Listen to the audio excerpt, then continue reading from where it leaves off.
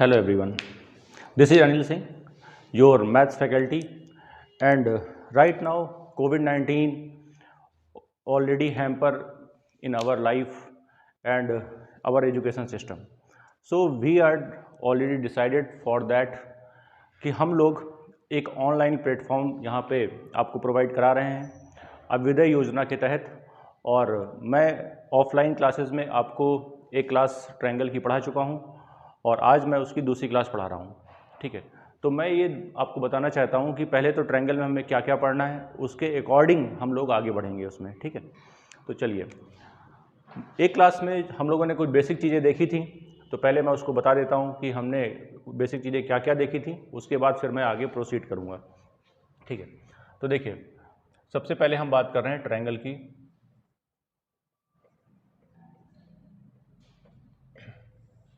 और ट्रायंगल में हम लोग इसके बेसिक्स को समझ चुके हैं। ठीक, बेसिक्स में हमने क्या क्या पढ़ा था? हमने इसके एंगल्स या कह सकते हैं इंटीरियर एंगल्स के बारे में पढ़ा था, और इसके एक्सटीरियर एंगल्स के बारे में पढ़ा था।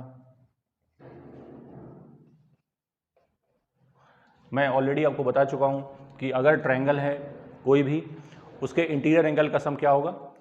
180 डिग्री, और उसके एक्सटर्नल एंगल का सम क्या होगा? 360 डिग्री।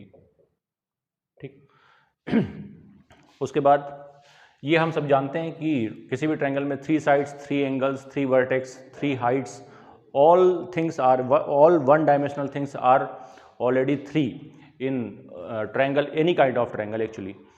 So हम आगे बात करते हैं इसमें कि अब हमें इसमें क्या क्या देखना है। ठीक है, तो आप बताइए कि यहाँ पर हमने ये जो चीज़ें देखी हैं यहाँ पर कि इंटीरियर एंगल और एक्सटीरियर एंगल का सम यहाँ पे 360 होता है, ये तो बेसिक पार्ट है, सभी को पता होता है ऑलरेडी।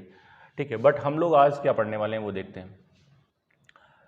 देखिए, जैसे कि पहला जो पॉइंट है ट्रायंगल में वो है साइन रूल। ठीक, उसके बाद कोसाइन रूल। ठीक, एरिया ऑफ ट्रायंगल,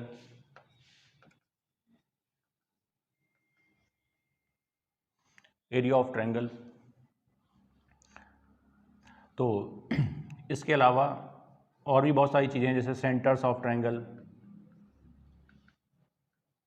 ठीक, सेंटर्स ऑफ ट्रायंगल। तो there are so many types of triangle and so many concepts are in this chapter. तो सबसे पहले हम बात करते हैं कि आखिर साइन रूल क्या है, फिर हम बात करेंगे कोसाइन रूल क्या है, फिर हम आएंगे एरिया पर, फिर उसके बाद हम देखेंगे कि ट्रायंगल में सेंटर्स कितने होते हैं और किस तरह से होते हैं। ठीक है, IIT JEE में केवल इन चीज़ों से हमारा सिलेबस कंप्लीट नहीं होता है। ये सारी जो भी चीज़ें हैं यहाँ पर, ये एक तरह से बेसिक को हमारे ठीक करती हैं। उसके बाद ट्रायंगल में ट्रिग्नोमेट्री जब हम मिक्स करेंगे और ट्रिग्नोमेट्री के फॉर्मूले इसमें अप्लाई होंगे, उसके बाद ही इसका जो लेवल है वो चेंज होगा। तो सबसे पहले तो मैं आपका ये जो भी बेसिक है स्ट्रक्चर इसका वो क्लियर कर देता हूँ, ताकि आपको आगे आने वाले चैप्टर्स में प्रॉब्लम ना हो ट्रायंगल के। तो हम लोग सबसे पहले बात करते हैं साइन क्या है, साइन रूल। ठीक है,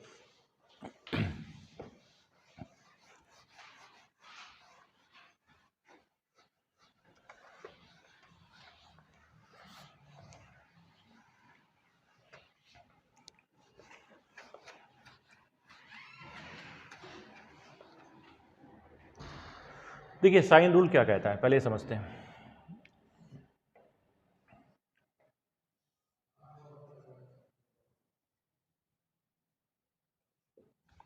कोई भी ट्रायंगल है ABC, उसमें ये जो एंगल्स हैं हमारे, angle A, angle B and angle C, और अगर हम इस ट्रायंगल की साइड्स को दिखा रहे हैं तो कैसे दिखाएंगे, पहले ये समझते हैं कि अगर वर्टेक्स A है तो इसके सामने की जो साइड होगी स्मॉल a होगी, वर्टेक्स B है तो उसके सामने की साइड स्मॉल b होगी, और वर्टेक्स की C है तो इसके सामने की साइड स्मॉल c होगी। This is the standard notification of writing sides of triangle and vertexes of triangles. अब यहाँ पर हम लोग बात करते हैं कि आखिर साइन रूल है क्या। तो साइन रूल केवल ये बताता है हमें कि अगर मैं बात करूँ इसकी कि यहाँ पर एंगल A की अगर हम बात करें तो एंगल जो ए है वो बी और सी, ये तीन जो एंगल्स हैं यहाँ पर और तीन जो साइड्स हैं यहाँ पर जो ए बी सी हैं, वो एक दूसरे के प्रोपोर्शनल होते हैं, लेकिन साइन के प्रोपोर्शनल होते हैं। साइन इन द सेंस कि अगर हम बात करें कि यहाँ पर सी, ठीक है, जो साइड्स, ये जो साइड सी है वो साइन के साथ एंगल सी के प्रोपोर्शनल होगी, ठीक। उसके बाद अगर मैं बी की बात करूं, साइड बी की बात करूं, तो वो प्रोपोर्शनल होगी साइन बी के। और अगर मैं ए की बात करूं, साइड ए प्रोपोर्शनल होगी साइन ए के, ठीक। ये हमारा साइन रूल है, ठीक है। बट ये अभी बेसिक, अगर जो स्ट्रक्चर की हम बात करें तो इसको इस तरह से नहीं लिखा जाता है, ठीक है। इसको जो सही तरीका है लिखने का, पहले मैं उसकी बात करता हूँ। तो जैसे आप बताइए, सी प्रोपोर्शनल है हमारा साइन सी के, तो मैं इसको अगर इक्वल में लिखूंगा तो मैं एक कांस्टेंट लाऊंगा, क्योंकि प्रोपोर्शनल साइन को हटाएंगे तो एक कांस्टेंट आएगा, तो के साइन सी। वैसे ही अगर बी को लिखा जाएगा तो के साइन बी, और ए को लिखा जाएगा तो के साइन ए, ठीक। इस तरह से हम इसको लिख सकते हैं। तो अगर हम इसको एक रेशियो के फॉर्म में लिखें तो रेशियो के फॉर्म में हम लिख सकते हैं, या फिर आप चाहें तो फ्रैक्शन के फॉर्म में भी लिख सकते हैं इसको। फ्रैक्शन के फॉर्म में कैसे लिखेंगे? फ्रैक्शन के फॉर्म में इस तरह से लिखेंगे हम कि अगर मैं इस सी अपॉन सी साइन सी को लिखूं तो मैं ऐसे लिख सकता हूं C upon sine angle C equal to K. वैसे अगर मैं यहां पे लिखूं तो ये आ जाएगा बी अपॉन साइन बी, और ये इक्वल टू में के हो जाएगा। और वैसे ही ये साइन ए नीचे आएगा तो मैं कह सकता हूं A upon sine A equal to K. अब आप देख रहे होंगे कि यहां पर ये तीनों जो वैल्यूज हैं वो एक दूसरे के इक्वल दिखाई दे रही हैं आपको, ये सभी कांस्टेंट के बराबर हैं। तो मैं कह सकता हूं कि मैं इन तीनों को इक्वेट किया जा सकता है आराम से। तो अगर मैं इक्वेट कर देता हूं इनको तो ये आराम से आ जाएगा हमारे पास कितना, C upon sine C equal to B upon sine B equal to A upon sine A, ठीक। इस तरह से इसको लिखा जा सकता है और यही हमारा साइन रूल है। आप चाहे तो इसको एक रेशियो के फॉर्म में भी लिख सकते हैं कि अगर मैं कहूँ इस तरह से ए बी सी का जो रेशियो होगा वो कहा जा सकता है कि साइन एंगल के साइन के रेशियो के बराबर होगा। तो अगर हम देखें यहाँ पर तो हम इसको लिख सकते हैं sine A ratio sine B ratio sine C, ठीक। इस तरह से मैं इसको लिख सकता हूँ। तो ये हमारा साइन रूल है और ये कई जगह अप्लाई होगा, जो भी आगे आने वाले क्वेश्चंस हैं या कॉन्सेप्ट्स हैं, ठीक है। तो अब बात करते हैं कि ये आखिर कैसे आया, ठीक है, उसकी बात करते हैं। चलिए,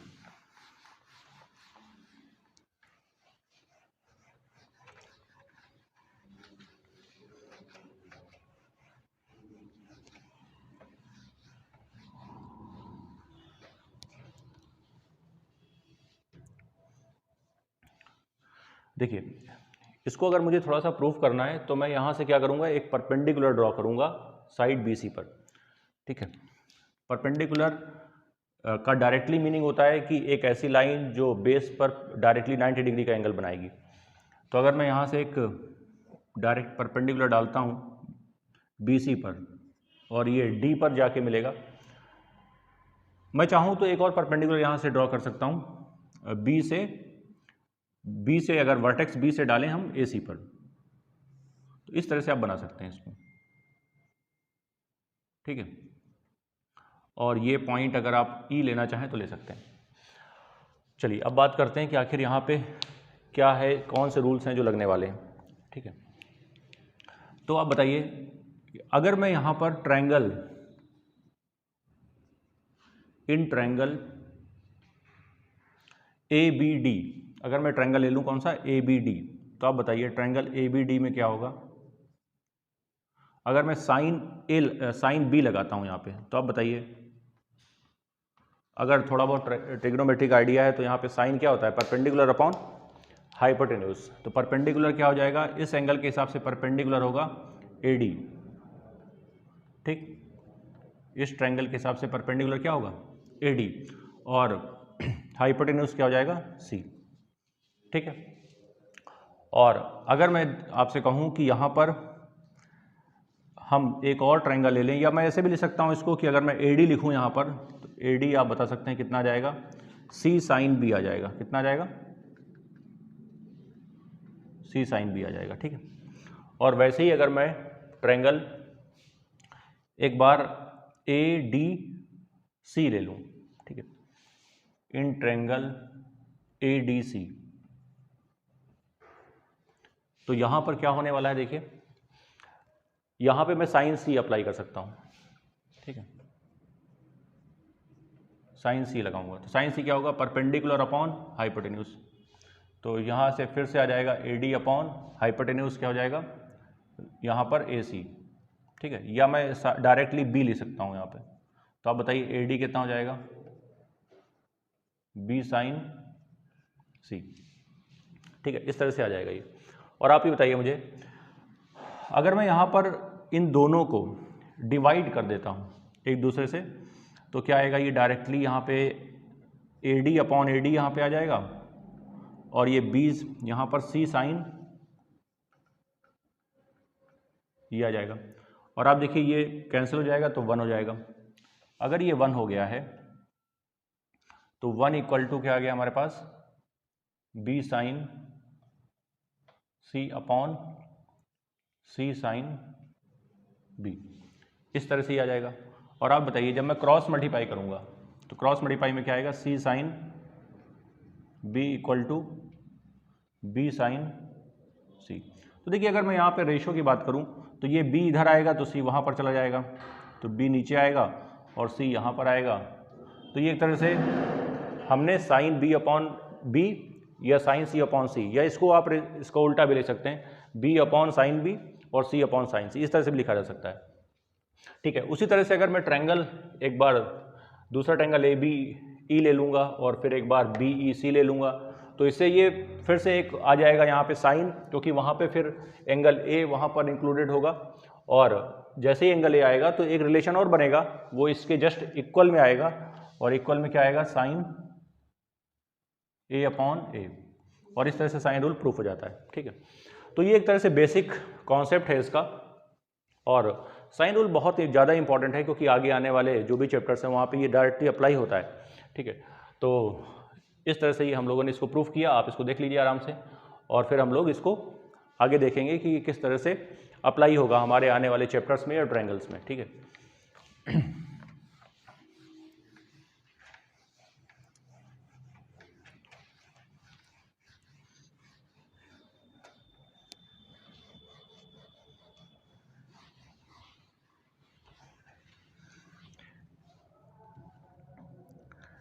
इसी में देखिए क्या है कि साइन रूल से ही एक और एक तरह से कॉन्सेप्ट है जो यहाँ पर अप्लाई किया जाता है, वो देखते हैं क्या है।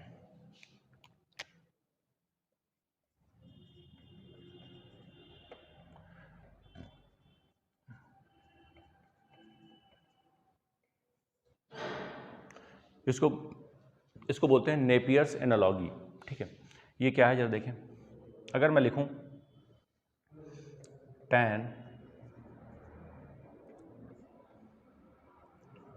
B माइनस C बाई 2, तो ये इक्वल होगा B minus C B plus C और कॉट, अगर बी सी यहाँ पर यूज कर चुके हैं तो हम कॉट ए लेंगे, कॉट ए बाई 2, ठीक है। इसे बोलते हैं नेपियर्स एनालॉजी। अब देखिए ये अगर हम बात करें कि ये किस तरह से इसमें अप्लाई हो रहा है, तो अगर हम उसको देखें तो कैसे कर सकते हैं, यार देखिए, तो पहले मैं इसको पिक कर रहा हूँ, ठीक है। अगर मैं लिख लूँ B minus C upon B plus C और यहाँ पे कॉट A अपॉन 2, तो अगर मैं इसको इसके बराबर प्रूफ कर देता हूँ तो एक तरह से ये चीज़ प्रूफ हो जाएगी। तो अगर B माइनस C की हम बात करें तो B की जगह क्या लिखा जा सकता है, क्या मैं इसकी जगह K साइन, इसकी जगह मैं K साइन B ले सकता हूँ क्या, इसकी जगह मैं आराम से के साइन बी ले सकता हूँ। सी की जगह मैं क्या ले सकता हूँ, माइनस के साइन सी अपॉन, वैसे ही नीचे लिखा जा सकता है के साइन बी और प्लस के साइन सी, इनटू में इधर लिखा हुआ है कॉट ए बाई टू। ठीक है, अगर मैं के यहाँ पे देखूँ तो कैंसिल हो रहा है क्योंकि वो ऊपर नीचे कॉमन आ जाएगा तो वो कैंसिल हो जाएगा, तो मैं इसको यहाँ से कैंसिल कर देता हूँ। और आप बताइए अगर मैं इसको लिखूँ तो एक फॉर्मूला होता है ये एक तरह से ट्रिग्नोमेट्री का, मैंने पहले ही बताया था कि ट्रिग्नोमेट्री का यहाँ पे इस्तेमाल होगा। और यहाँ पे आप देख सकते हैं साइन बी एक तरह से ये sine alpha minus sine beta का फॉर्मूला है। ठीक है, तो ये किसके बराबर हो जाएगा, two sine B minus C by two. ठीक है, into cos B plus C by two upon. ठीक है, किस तरह से करेंगे, और यहाँ पर आप देख रहे होंगे साइन बी प्लस साइन सी का यहाँ पे लिखा हुआ है फॉर्मूला, एक तरह से वही है लेकिन बस केवल तरीका इसका चेंज हो जाएगा यहाँ पे लिखने का। तो यहाँ पे क्या लिखेंगे हम, two sine B plus C by two into cos B minus C by two. ठीक है, और इंटू में कॉट ए बाई टू, ये तो लिखा ही हुआ था। अच्छा, ये कैंसिल हो जाएगा और अगर आप देखें इन दोनों को अगर मैं एक साथ ले लूँ तो क्या ये टेन में आ जाएगा, साइन अपॉन कॉस टेन। तो साइन अपॉन कॉस टेन अगर बनता है तो टेन क्या आएगा, B minus C by two. और अगर मैं इसको देखूं कॉस अपॉन साइन तो ये कॉट बन जाएगा। तो अगर ये कॉट बनेगा तो cot B plus C by two. ठीक है, इस तरह से मैं ले सकता हूँ इसको। और इनटू में तो लिखा ही हुआ है, इनटू में क्या लिखा हुआ है, कॉट ए बाई टू। ठीक है, इस तरह से मैं इसको ले सकता हूँ। अब आप ही बताइए मुझे, अगर मैं इन चीज़ों को और थोड़ा सा इंटरचेंज करूँ तो मैं कैसे ले सकता हूँ। ठीक है, आप बताइए, अगर इसको लिखा जाए तो इसको किस तरह से लिख सकते हैं हम। देखिए, ये जो लिखा हुआ है इसको आप वैसे ही रहने दें, केवल इसको चेंज करें। तो आप बताइए, अगर मैं किसी ट्रायंगल की बात कर रहा हूँ और ट्रायंगल में ए प्लस बी प्लस सी, मतलब कि तीनों वर्टेक्स, तीनों एंगल का सम अगर 180 दिया गया है या पाई दिया गया है, ठीक है, तो मैं यहाँ पे कह सकता हूँ कि B plus C equal to pi minus A. ठीक है, तो यहाँ पे आ जाएगा B plus C equal to pi minus A, और यहाँ पर b plus C equal to अगर पाई माइनस ए है, और आप देख सकते हैं अगर मैं दोनों तरफ का कॉट लेता हूँ यहाँ पर, ठीक है, या मैं बाई टू अगर कर दूँ क्योंकि यहाँ पर बाई टू है, तो किस तरह से हो जाएगा, अगर मैं इसे बाई टू करता हूँ तो ये भी बाई टू हो जाएगा। ठीक है, और अगर मैं बोथ साइड कॉट ले लेता हूँ तो कॉट के हिसाब से अगर देखें तो ये देखना क्या आएगा हमारे पास, यहाँ पे आप देख सकते हैं cot b plus C by two, और ये इक्वल टू होगा कॉट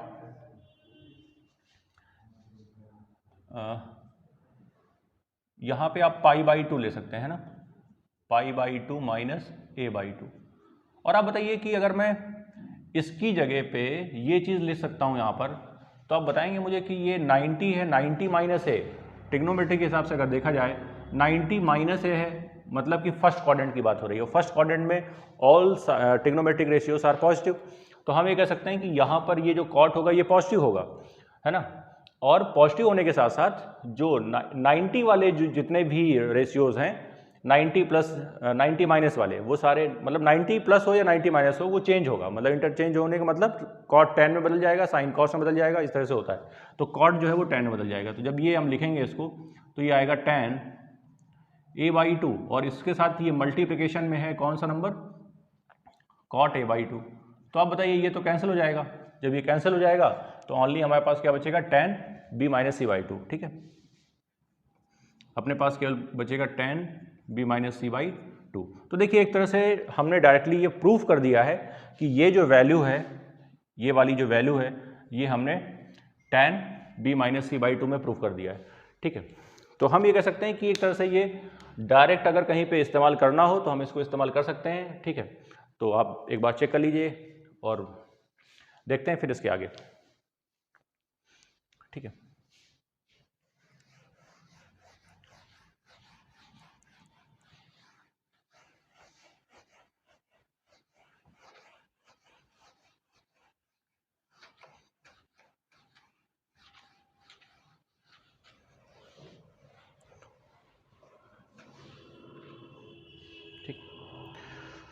चलिए, तो ये हमने देखा साइन रूल और उसका एक एप्लीकेशन। ठीक है, एक एप्लीकेशन में साइन रूल और आपको दिखा रहा हूँ, आप ध्यान दीजिएगा कि किस तरह से साइन रूल और इस्तेमाल किया जा सकता है चीज़ों में। तो अगर मैं इसकी बात करूँ कि अगर मैंने आपको एक ट्रायंगल दिया है, ये एक ट्रायंगल है,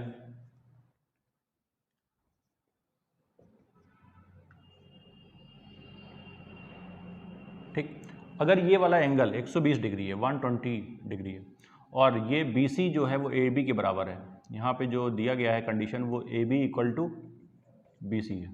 ठीक, तो मैं आपसे ये जानना चाहता हूँ कि ये जो ट्रायंगल है एक ऑब्ट्यूज एंगल ट्रायंगल है। ठीक है, ये कैसा ट्रायंगल है?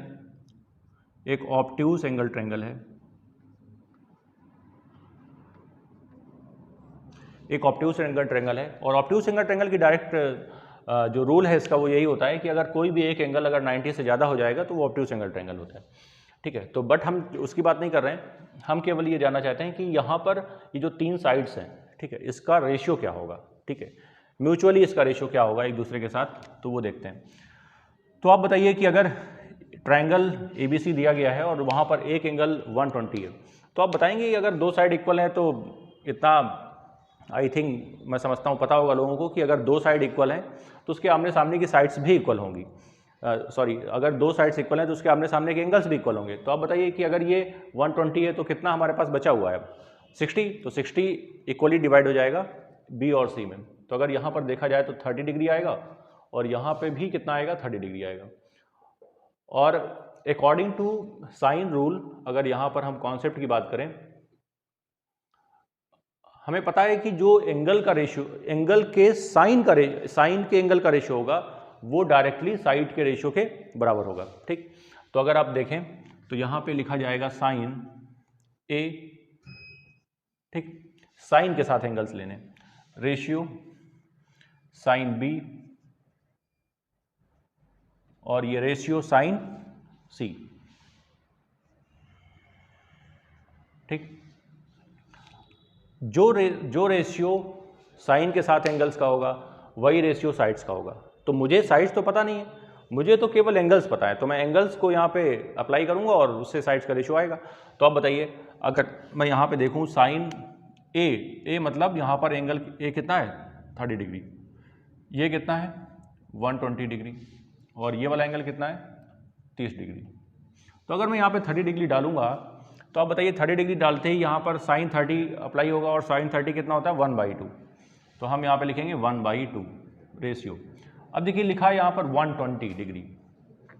अगर 120 की बात करें तो 120 को अगर हम ब्रेक करके लिखें तो कैसे लिखा जा सकता है? थोड़ा सा मैनिपुलेट करना होगा क्योंकि डायरेक्ट 120 की वैल्यूज कुछ लोग नहीं लिख पाते हैं डायरेक्टली। तो यहाँ पर 90 + 30 लिखा जा सकता है। ठीक है, तो आप बताइए कि अगर मैं यहाँ पे ऐसे लिख लूँ इसको, साइन 90 + 30 डिग्री, तो आप बताइए मुझे कि साइन 90 + 30 का मतलब क्या होगा? ये कौन से क्वाड्रेंट की बात हो रही है? ये सेकंड क्वाड्रेंट की बात हो रही है। सेकंड क्वाड्रेंट में साइन तो पॉजिटिव होता है लेकिन 90 वाले चेंज होते हैं। ठीक है, तो 90 वाले चेंज होंगे तो ये किस में आ जाएगा? ये साइन जो है वो किस में बदल जाएगा? कॉस में। तो कॉस ही आ जाएगा 30 डिग्री। ठीक, और आप बताइए अगर साइन ये कॉस 30 डिग्री आ गया तो कॉस 30 की वैल्यू क्या होती है? √3/2।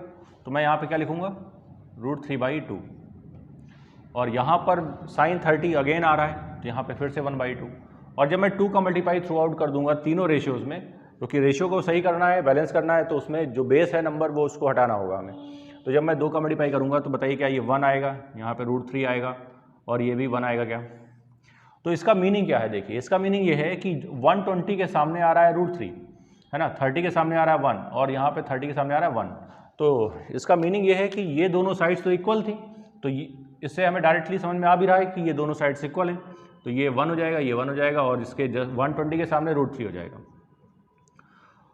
ठीक है, तो यहाँ पे अगर आप देख रहे होंगे तो यहाँ पे ये एक स्पेशल केस है ट्रायंगल का।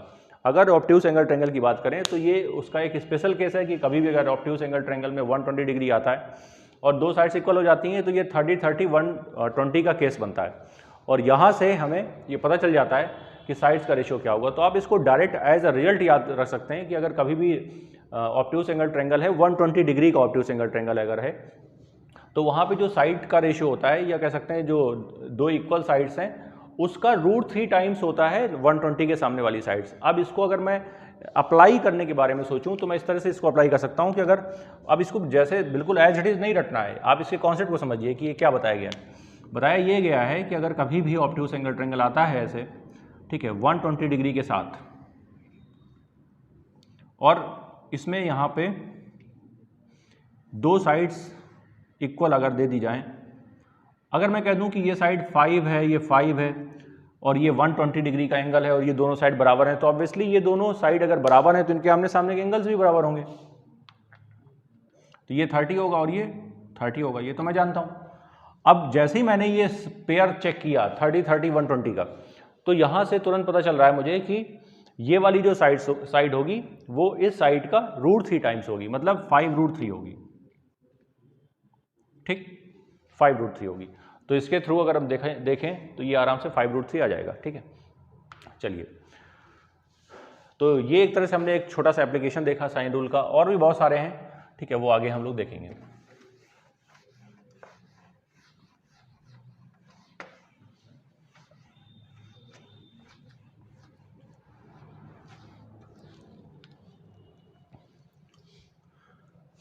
ठीक, चलिए अब बात करते हैं कॉस रूल की, या कह सकते हैं कोसाइन रूल, ठीक। कॉस रूल भी कहते हैं इसको या कोसाइन रूल कहते हैं, आप कुछ भी बोल सकते हैं।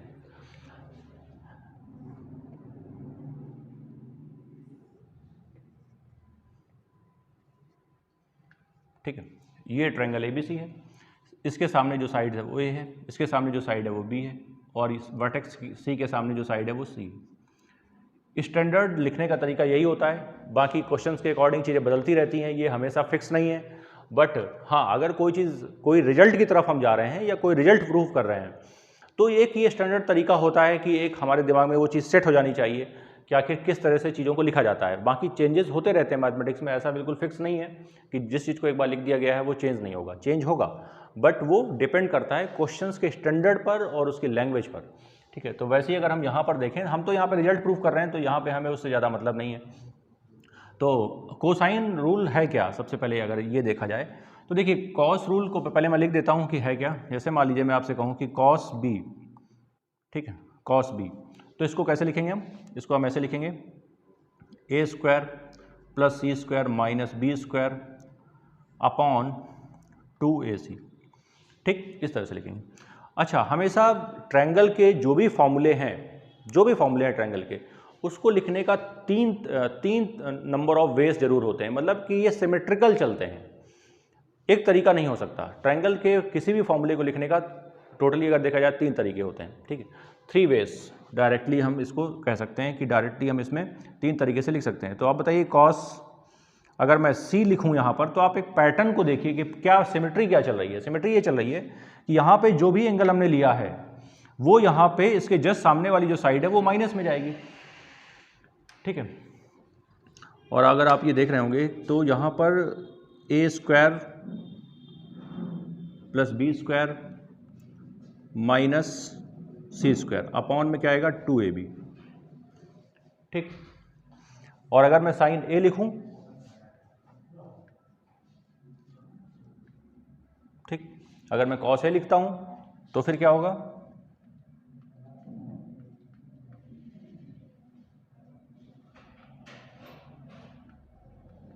ठीक।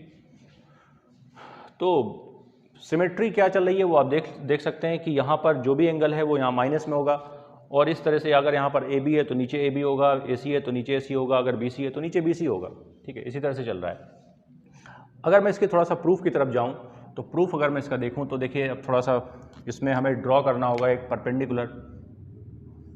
देखिए, परपेंडिकुलर अगर आप देख रहे होंगे कि मैंने इससे पिछले वाले फिगर में भी, साइन रूल में भी ड्रॉ किया था और इसमें भी मैं ड्रॉ कर रहा हूँ। इसके पीछे एक छोटा सा रीजन ये है, रीजन यही है कि जब तक राइट एंगल ट्रायंगल नहीं आएगा तो साइन, कॉस, टेन एक्टिव नहीं होते हैं, क्योंकि ट्रिग्नोमेट्री जो भी है वो राइट एंगल ट्रायंगल से निकली है।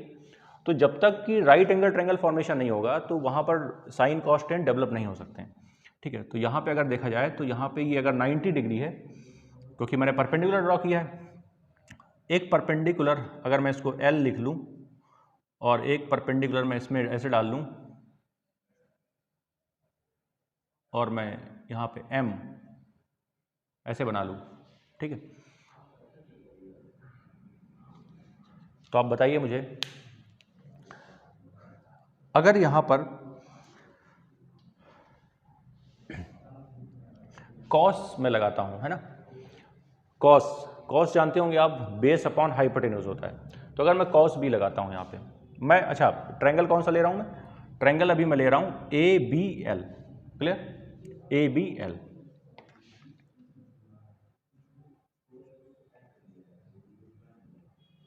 ABL, ट्रायंगल ABL हमने लिया, और ट्रायंगल ABL में अगर देखें तो कॉस बी इक्वल टू क्या आएगा, कॉस बी क्या होता है, बेस, है ना, BL अपॉन सी, BL अपॉन सी। और अगर BL देखा जाए कितना आएगा,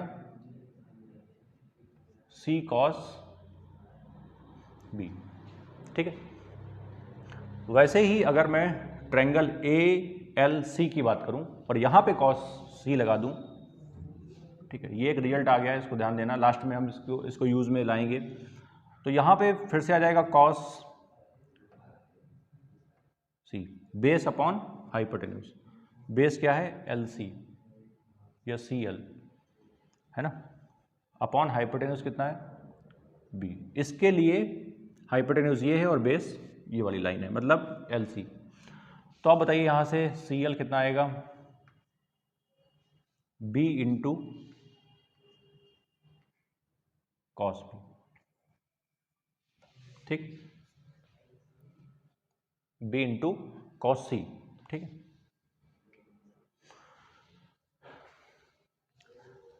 क्लियर। उसके बाद देखिए, अगर मैं इसमें देखिए एक बार मैं ट्रायंगल ABM और BCM को भी यूज कर सकता हूं इसमें आराम से, ठीक है। तो अब देखिए अगर मैं इन दोनों को यूज करूंगा तो यहां से मुझे क्या मिलेगा, अच्छा यहां पे अगर आप देख रहे होंगे तो ये दोनों जो रिजल्ट हैं, अगर मैं थोड़ा सा इसमें पाइथागोरस का इस्तेमाल कर दूं, है ना, तो पाइथागोरस का इस्तेमाल देखिए कैसे होगा, in triangle ABL use Pythagoras. तो बताइए यहां पे क्या हो जाएगा, AB का स्क्वायर इक्वल टू AL का स्क्वायर प्लस BL का स्क्वायर, ठीक, AB का स्क्वायर इक्वल टू AL का स्क्वायर प्लस BL का स्क्वायर। अब आप बताइए AB का स्क्वायर कितना होगा, C का स्क्वायर होगा। अच्छा, AL का स्क्वायर क्या है, AL का स्क्वायर मैं डायरेक्टली AL का स्क्वायर ही लिख सकता हूँ, उसके और कोई चांस नहीं है यहाँ पर लिखने का, तो यहाँ पे AL का स्क्वायर लिख सकता हूँ प्लस, अच्छा बताइए BL को मैं क्या लिख सकता हूँ, BL को मैं लिख सकता हूँ BC minus CL, clear, BC minus CL का स्क्वायर ऐसे लिखा जा सकता है। और जब मैं इसको ओपन करूंगा तो ये आएगा AL का स्क्वायर प्लस BC का स्क्वायर प्लस, है ना, A माइनस बी का होल स्क्वायर ओपन हो रहा है, CL का square minus 2BC into CL, ठीक है। थोड़ा सा इसमें आप ये सोचिए कि देखिए मुझे यहाँ पर जो स्ट्रक्चर है मेरा यहाँ पर, उसमें मुझे क्या क्या लाना है, मुझे A स्क्वायर लाना है, B स्क्वायर लाना है, C स्क्वायर लाना है। अच्छा मेरे पास C स्क्वायर है, अगर कहीं से मैं B स्क्वायर और ले आऊँ या A स्क्वायर और ले आऊँ तो थोड़ा सा मैं और अपने करीब पहुँचूँगा फॉर्मूले के। तो यहाँ पे आप देख रहे होंगे कि अगर मैं CL का स्क्वायर और AL के स्क्वायर को एक साथ ले लूँ, है ना, AL का स्क्वायर और CL के स्क्वायर को अगर मैं एक साथ ले लूँ तो मैं इन दोनों की जगह किसको लिख सकता हूँ, AC के स्क्वायर को लिख सकता हूँ, AC का square in the sense B का स्क्वायर। तो यहाँ पे आएगा C का स्क्वायर और इन दोनों की जगह मैं लिख सकता हूँ B का स्क्वायर, क्योंकि पाइथागोरस थ्योरम यहाँ पे अप्लाई हो जाएगी।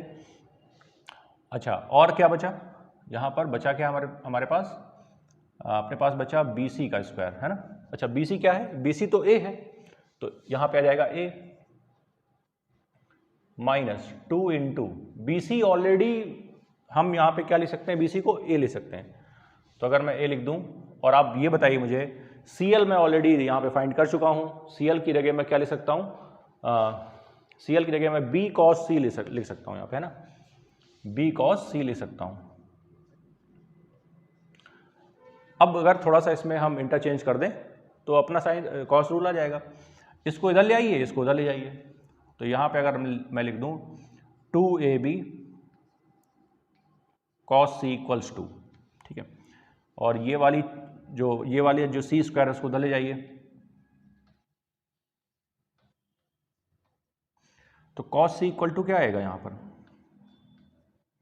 B square plus A square minus C square upon 2AB, ठीक है। So as we know already cos rule, उसके हिसाब से अगर देखा जाए तो यहाँ पे ये प्रूफ हो चुका है। और इसी तरीके से जब मैं ट्रायंगल को चेंज करूँगा तो दूसरे ये वाले भी निकाले जा सकते हैं, ठीक है। तो वो सिमेट्री यहाँ पे अप्लाई हो रही है तो हम एक को फाइंड करेंगे और उसी के बेसिस पे बाकी दो को लिखते हैं। तो एक यहाँ पे फाइंड कर दिया गया है और इसी बेसिस पे बाकी जो है वो यहाँ पे अप्लाई किए जाते हैं, ठीक है। तो this is your cosine rule, और ये भी एक तरह से बड़ा कॉन्सेप्ट है अपने आप में ट्रायंगल्स का। तो और आपके लिए काफ़ी यूज़फुल होगा ये, जितने भी एग्ज़ाम होते हैं एडवांस मैथ लेवल के वो सारे इसमें सभी में ये अप्लाई होता है।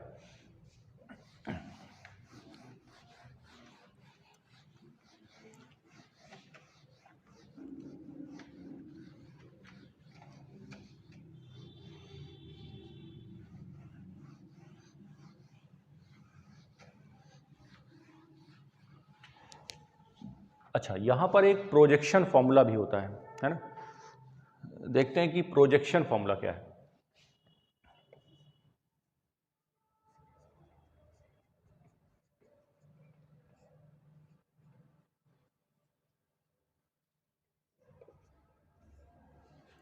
प्रोजेक्शन फॉर्मूला, एक ट्रायंगल अगर है ऐसे लिया, अभी जो हमने ट्रायंगल लिया था वही फिर से अगेन मैं ले रहा हूँ, और यहाँ से परपेंडिकुलर इसमें डाला गया था। ये मान लीजिए D है, वहाँ पे L लिया गया था, बात एक ही है, ठीक है। वो तो केवल वर्ड्स हैं जो चेंज हो जाते हैं यहाँ पे।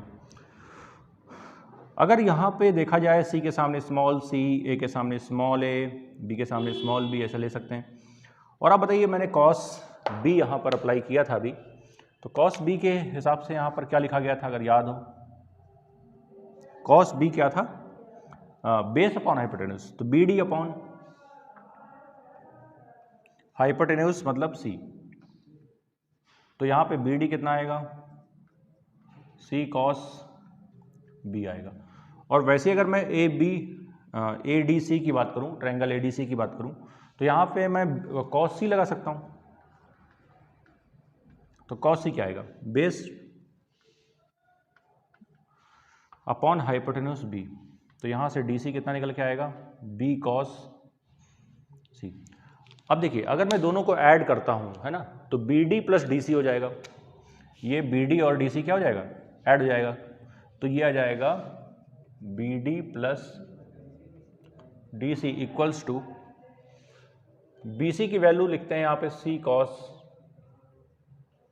प्लस B cos C, और BD प्लस DC हो जाएगा यहाँ पर अगर डायरेक्ट लिखा जाए BC, और ये हो जाएगा C cos B plus B cos C। अच्छा, ये क्या है अपने पास, इसको हमने A से दिखाया था ना, स्मॉल a, तो ये हो जाएगा small a equals to C cos B plus B cos C। Clear है ना।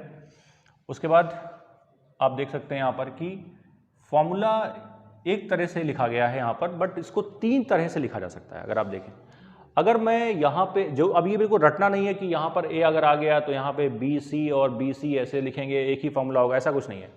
अगर यहाँ पे B आ जाए तो उसके हिसाब से सिमेट्रिकली आगे वाली चीज़ें ऑटोमेटिक चेंज हो जाएंगी, ठीक है।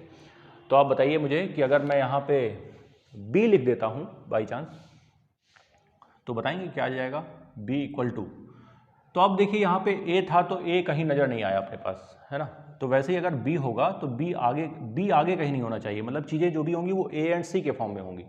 तो अगर A की बात करें यहाँ पर, तो A यहाँ पे आएगा ऐसे A cos, अच्छा देखिए सी, यहाँ पे एंगल सी, साइड सी है और एंगल सी आगे है, इसके साथ नहीं है, तो वैसे ही यहाँ पर जो होगा वो कॉस सी होगा, है ना।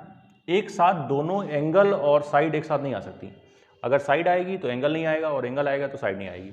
तो यहाँ पे ए कॉस सी और प्लस बी है तो सी लेंगे, तो यहाँ पे कॉस ए। और इसी तरीके से तीसरा सिमेट्रिकल फॉर्मूला यहाँ पे लिखा जा सकता है जिसे हम कहते हैं प्रोजेक्शन फॉर्मूला। ठीक है, चलिए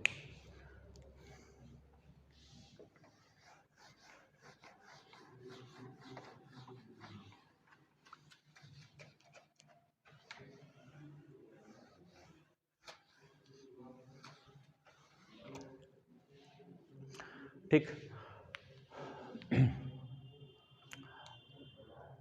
अब बात करते हैं हम लोग एरिया पर।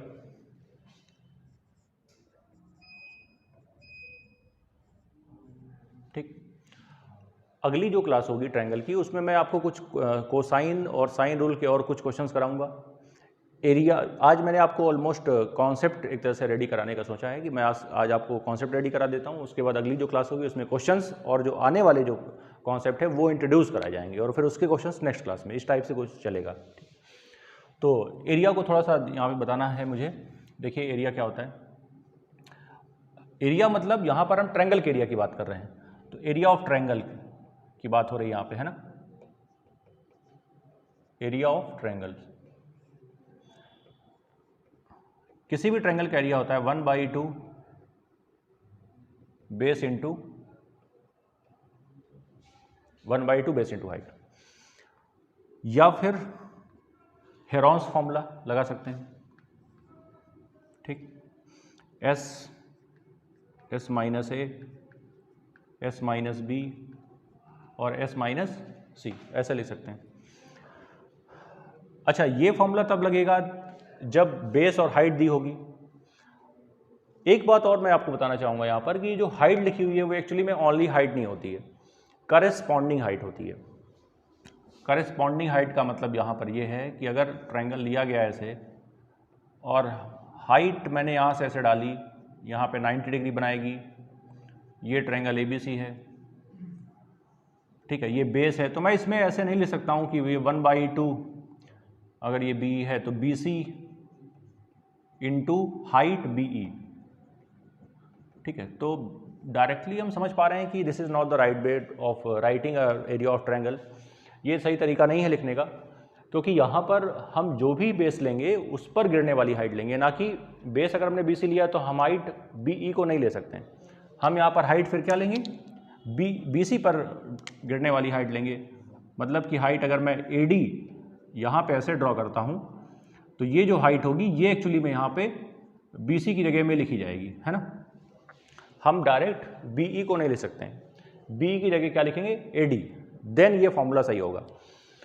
तो यहाँ पे अगर एक वर्ड लिखा जाए करेस्पॉन्डिंग हाइट, तो वो ज़्यादा सही रहेगा मेरे हिसाब से। ठीक है, अच्छा, ये फॉर्मूला कब लगाया जाएगा, जब तीनों साइड्स ट्रायंगल की दी गई होंगी, तीनों साइड गिवन होंगी, तब ये वाला फॉर्मूला अप्लाई होगा वहाँ पे। और अगर कभी ऐसा हो जाए कि अगर ट्रायंगल में दो साइड और उनके बीच का इंक्लूडेड एंगल दिया गया हो, तो फिर क्या लगाएंगे, तो हम वहाँ पे ऐसे लिखते हैं 1/2। थोड़ा सा फिगर यहाँ पे मैं बनाता हूँ, देखिए ध्यान से आप।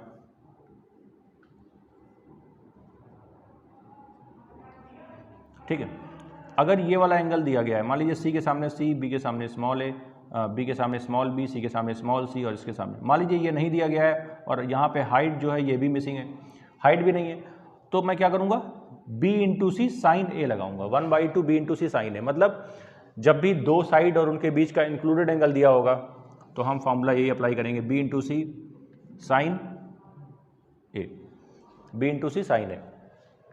B और C के बीच का जो एंगल है वो यहाँ पर आएगा, साइन के साथ आएगा। ठीक है, वैसे ही मैंने अभी आपको पहले बताया कि अगर कभी भी ट्रायंगल में कोई भी फॉर्मूला या एरिया लिखा जाएगा तो उसके सिमेट्रिकल होने की वजह से तीन तरह के प्रोजेक्शंस उसमें हो सकते हैं, तीन तरह से उसको लिखा जा सकता है। तो वैसे ही अगर मैं लिखूं, अगर मान लीजिए मुझे एंगल ए ना दिया हो, एंगल बी दिया हो, तो मैं ए और सी का यूज़ करते हुए साइन के साथ एंगल बी को लिखूंगा यहाँ पर। तो यहाँ पे आएगा क्या, ट्रायंगल 1/2। ट्रायंगल का यहाँ पर मतलब है एरिया ऑफ ट्रायंगल, ठीक है, ये एरिया ऑफ ट्रायंगल को दिखाता है ना। तो यहाँ पे अगर मैं a इंटू सी लिखूंगा तो मुझे वहाँ पर देखने की जरूरत नहीं है, मैं यहाँ से समझ सकता हूँ कि a और c का यूज़ किया अगर मैंने, तो यहाँ पे मैं अब साइन b लिखूंगा, ठीक है। यहाँ पे मैं क्या लिखूंगा, साइन b लिखूंगा। और वैसे ही अगर मैं 1/2 a इंटू बी लिखूंगा तो यहाँ पे साइन c आएगा, ठीक। तो there are 3 types of area in acute angle triangle and any kind of triangle. यहाँ पर अब हम ऐसा कोई फिक्स नहीं कर रहे हैं कि ये सारी चीज़ें जो हैं वो एक एक्यूट एंगल ट्रायंगल के लिए हैं या स्केलेंट ट्रायंगल के लिए हैं। ये वाला एरिया तो सभी के लिए है, ये एरिया भी सभी के लिए है, बस साइड्स हमें यहाँ पे बस केवल ये है कि हमें ये देखना है कि क्या गिवन है, हमें ये नहीं देखना कि ट्रायंगल का टाइप कौन सा है। हम यहाँ पे टाइप्स की बात नहीं कर रहे हैं। देखिए ट्रायंगल हो या कोई भी टॉपिक, ट्रायंगल अपने आप में बहुत लॉन्ग लास्टिंग टॉपिक है, बहुत सारे उसमें कॉन्सेप्ट हैं, मतलब उसको एक तरह से एक क्लास में कन्फाइन नहीं किया जा सकता है। लेकिन फिर भी उसमें जो भी चीज़ें हैं इंपॉर्टेंट एग्ज़ाम के, उस पर्टिकुलर एग्ज़ाम के पॉइंट ऑफ व्यू से वो बताई जा रही हैं। तो यहाँ पर जो हम फॉर्मूला लिख रहे हैं वो 3 तरह से लिख रहे हैं, ठीक है। अच्छा, अगर यहाँ पे डायरेक्ट मैं आपको कहूँ कि एक मैंने ट्रायंगल दिया आपको ABC और इसकी मैंने तीनों साइड्स दे दी, ठीक है। मान लीजिए मैंने साइड्स दे दी 13, 14 और 15 और मैं कहूँ कि इसका एरिया निकालिए, तो एरिया कैसे निकलेगा? आप एरिया तो 1/2 बेस इंटू हाइट से नहीं निकलेगा, क्योंकि यहाँ पे हाइट यहाँ पे गिवन नहीं है। अगर हाइट गिवन नहीं है तो सीधी सी बात है 1/2 बेस इंटू हाइट अप्लाई नहीं हो सकता। तो फिर क्या अप्लाई होगा? ये वाला फॉर्मूला जिसे हम कहते हैं हेरोन्स फॉर्मूला या हेरोज फॉर्मूला, ठीक है। तो ये अप्लाई करेंगे। अच्छा, यहाँ पे स्मॉल एस क्या है? स्मॉल एस का मतलब है सेमी पेरीमीटर,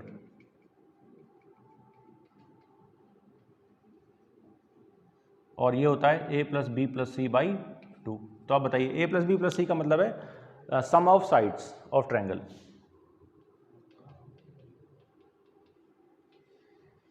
ठीक। तो आप बताइए ऊपर 13 इंटू 3 कितना? 39, 40 एंड 2 42/2 21, ठीक। 21 आएगा। ये क्या आ गया? स्मॉल एस आ गया। और स्मॉल एस को जब मैं यहाँ पे इंसर्ट करा दूंगा तो क्या आएगा?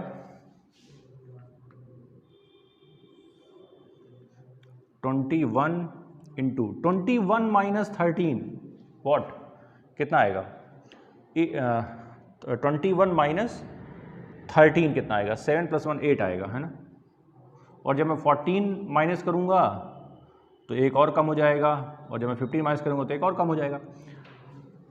अब यहाँ पे बहुत सारे लोग ये गलती करते हैं कि वो इसका मल्टीप्लिकेशन करने लगते हैं। मल्टीप्लिकेशन नहीं करना है।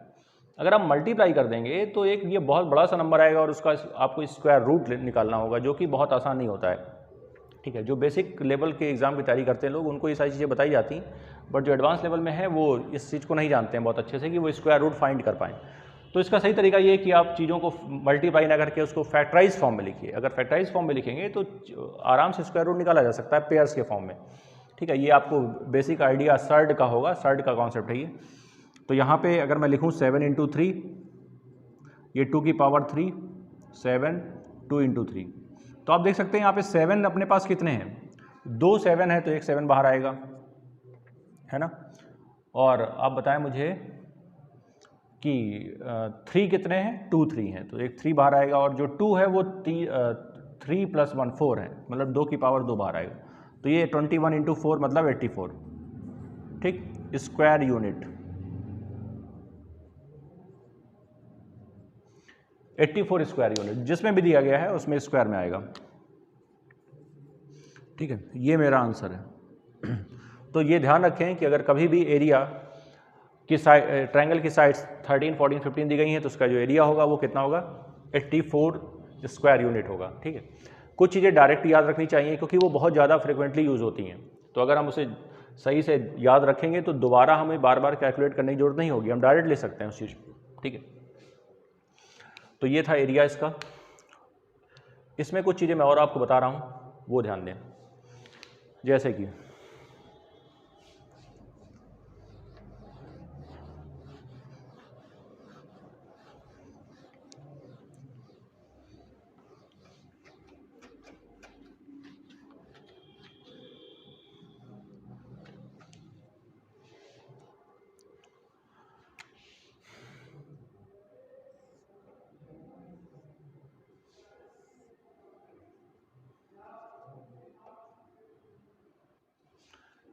अगर ये ट्रायंगल ABC है और इसकी साइड्स को मैंने अभी 13, 14, 15 लिया था, अगर मैं साइड्स को डबल कर दूं, मैं इसको 26 लिख रहा हूं,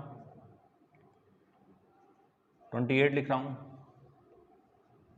इसको 30 लिख रहा हूं, तो आप बताइए एरिया में क्या चेंज आएगा। एरिया साइड्स हमने डबल कर दी, एरिया 84 था जब 13, 14, 15 था, अब क्या आएगा एरिया, वो चलिए चेक करते हैं। तो आप बताइए अगर मैं एरिया की बात करूं तो अब यहाँ पे कितना निकल के आएगा वो देखते हैं। तो सबसे पहले मैं वो निकाल लेता हूँ, आपका स्मॉल एस है ना, स्मॉल एस क्या हो जाएगा 26 प्लस 30 प्लस 28 बाई 2। अब ये वैल्यूज़ तो डबल हुई हैं तो सीधी सी बात है ये तो डबल ही आएगा, 42 आएगा, क्योंकि मेरा 21 आया था वहाँ पर, तो यहाँ 42 आएगा। लेकिन जब मैं एरिया लिखूँगा, एरिया ऑफ ट्रायंगल लिखूँगा, तो स्मॉल एस मतलब 42 इंटू 42 माइनस 30 है ना, कितना आएगा 12 आएगा। 42 माइनस 28, 2 कम हो गया यहाँ पे इससे, तो 2 और ज़्यादा आएगा 14 आएगा, और फिर 26 में 2 और ज़्यादा आएगा मतलब 16 आएगा। जब मैं इसको, अब मैं फिर से देखिए मल्टीप्लाई नहीं करूँगा, क्योंकि मल्टीप्लाई डायरेक्टली मल्टीप्लाई करने का मतलब हम लॉन्ग प्रोसेस में जा रहे हैं, हमें थोड़ा सा इसको शॉर्ट फॉर्म में करना है, तो हम इसको फैक्टराइज करेंगे ना कि मल्टीप्लाई करेंगे, है ना। ये क्या है 6 इंटू 7, ये क्या है 4 इंटू 3, ये 2 इंटू 7 और ये 2 की पावर 4, ऐसे आप लिख सकते हैं। अब देखिए यहाँ पे कि ये देखना 3 इंटू 2 6 है, तो 2 6 अपने पास है तो एक 6 बाहर आ जाएगा, 7 एक है, ये 7 एक है तो एक 7 बाहर आ जाएगा। और आप बताएं मुझे कि 2 अपने पास कितने हैं, 2 यहाँ पर हैं, 4 यहाँ पर हैं, मतलब 6 हैं अपने पास, जो 2 है वो 6 है, तो 2 की पावर 3 बाहर आएगा। ये कितना हो गया 42, यहाँ पे आ जाते हैं, ज़रा ऊपर आइए, 42 है तो 42 इंटू 8, और जब मैं मल्टीप्लाई करूँगा 336 आ रहा है। अब देखिए इससे पहले वाला जो एरिया आया था वो 84 आया था, अब आ रहा है 336, तो आप देख पा रहे होंगे कि ये डायरेक्टली 4 टाइम्स मुझे नज़र आया, 4 टाइम्स यहाँ पे नज़र आ रहा है। तो आप देख रहे होंगे कि यहाँ पे जो साइड्स हैं वो डबल हो रही हैं, तो एरिया क्या हो रहा है 4 टाइम्स हो रहा है डायरेक्टली। तो ये एक अपने आप में कॉन्सेप्ट है कि यहाँ पे जो एरिया है वो डबल नहीं होगा। मैक्सिमम लोग इसको जल्दबाजी में डबल टिक कर देते हैं कि अगर side double then area double, side triple then area triple, नहीं ऐसा नहीं है, side double then area 4 times. अगर साइड को 3 गुना किया जाए तो एरिया उसके स्क्वायर के फॉर्म में चल रहा है, मतलब 9 टाइम्स हो जाएगा ऑलमोस्ट, है ना। तो ये कॉन्सेप्ट है यहाँ पर।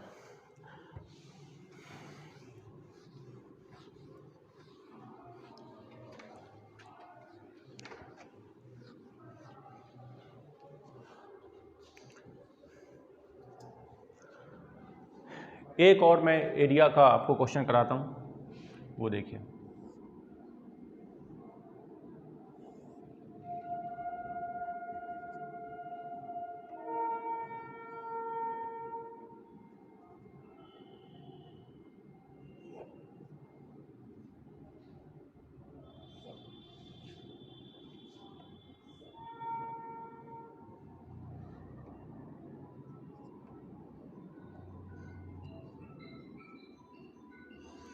देखिए यहाँ पे जो D है वो मिड पॉइंट है। मिड पॉइंट का मतलब ये हुआ कि जो AD है वो एक तरह से मीडियन की तरह काम कर रही है, और ये वाली जो लेंथ दी गई है वो 8 दी गई है, ठीक।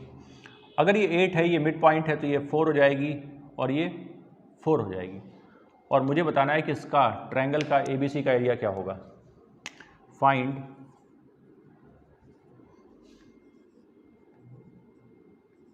एरिया ऑफ ट्रायंगल ABC, ठीक।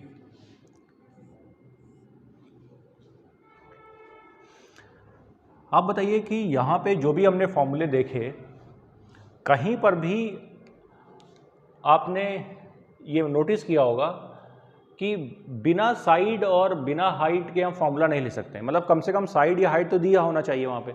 अच्छा, यहाँ पे हाइट जल्दबाजी में कुछ लोग AD को ही हाइट मान लेते हैं, ठीक है, और वो करते क्या है मैं बता देता हूँ आपको। वो इसको हाइट मान लेते हैं और ये जो 4 4 है इसमें ट्रिपलेट लगा देते हैं। ट्रिपलेट का मतलब पाइथागोरस थ्योरम। तो ये 5 है, ये 4, तो ये आ जाता है 3।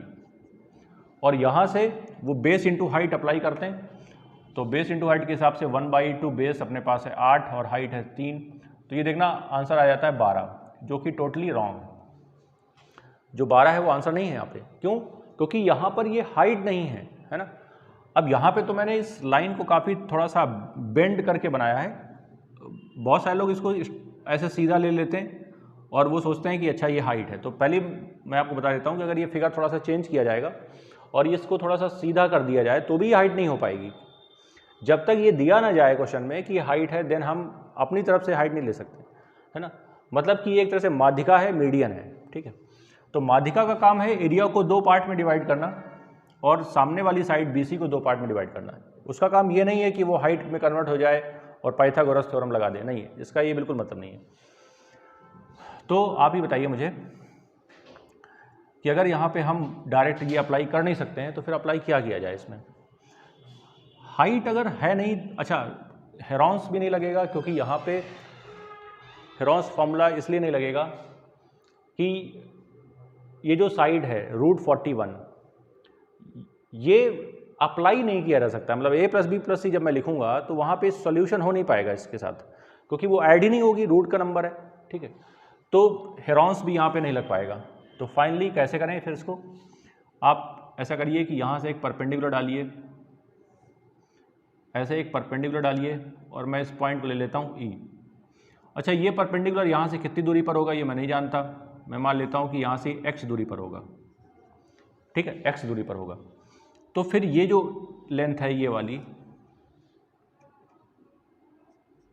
ये कितनी हो जाएगी 8 - x। और अब मैं इसमें लगाऊंगा पाइथागोरस, ठीक। पाइथागोरस कैसे लगाया जाएगा, ट्रायंगल लेंगे हम ABE। तो ट्रायंगल ABE अगर लेंगे तो पाइथागोरस थ्योरम जब अप्लाई होगी तो AE = क्या आएगा, 5 का स्क्वायर - x का स्क्वायर, ठीक। और फिर से अगर मैं AE निकालूं तो √41 का स्क्वायर -8 - x का होल स्क्वायर। AE स्क्वायर को 2 बार लिखा गया है, तो अब मैं इसकी जो भी वैल्यूज़ हैं उसको इक्वेट कर सकता हूँ। जब मैं इक्वेट करूँगा तो 25 25 - x स्क्वायर इक्वल्स टू √41। देखिए यहाँ पे 41 में कन्वर्ट हो जाएगा, स्क्वायर हुआ है, ये अप्लाई होगा इसमें फॉर्मूला a - b का, तो ये आएगा -64 प्लस x स्क्वायर होगा बट वो माइनस हो जाएगा, और -2ab होगा बट वो प्लस हो जाएगा, और ये इससे कैंसिल हो जाएगा। और जब मैं पूरा सॉल्व करूंगा तो 16x = 48 आएगा और x बराबर आ जाएगा 3। तो अगर x = 3 आ गया है तो आप बताएं मुझे कि अगर ये 3 है और ये वाला ट्रायंगल की अगर मैं बात करूं, ये वाले ट्रायंगल की, तो यहाँ पे तो अब पाइथागोरस अप्लाई हो सकता है कि अगर ये वाली साइड 3 है, ये 5 है, देन हम कह सकते हैं जो इसकी हाइट है वो 4 है। Then we use our first formula 1/2 base into height. तो यहाँ पे आप देख सकते हैं कि अगर मैं लगा दूँ 1/2, बेस कितना है 8 है और हाइट कितनी है 4 है, तो आप बताइए 32/2 आएगा, मीन्स 16 स्क्वायर यूनिट आएगा, ठीक। तो यहाँ पे इस तरह से हमने इसका एरिया फाइंड किया, ठीक है। खैर, मैं समझता हूँ कि आज हमने जो भी पढ़ा वो आपके जो भी बेसिक कॉन्सेप्ट है उसको थोड़ा सा पॉलिश कर पाया होगा, और आगे जो भी हम कॉन्सेप्ट देखेंगे वो थोड़ा सा और एडवांस लेवल पर होंगे, क्योंकि बहुत ज़्यादा हम बेसिक पे कंसंट्रेट नहीं कर सकते हैं। तो थोड़ा सा आप जो ट्रिग्नोमेट्री के फॉर्मूले हैं उनको एक बार रिवाइज करिए, और जो अगली क्लास होगी वो ट्रिग्नोमेट्री एंड ट्रायंगल बेस्ड होगी, ठीक है। चलिए, ठीक है, आज के लिए इतना ही। Thank you so much students.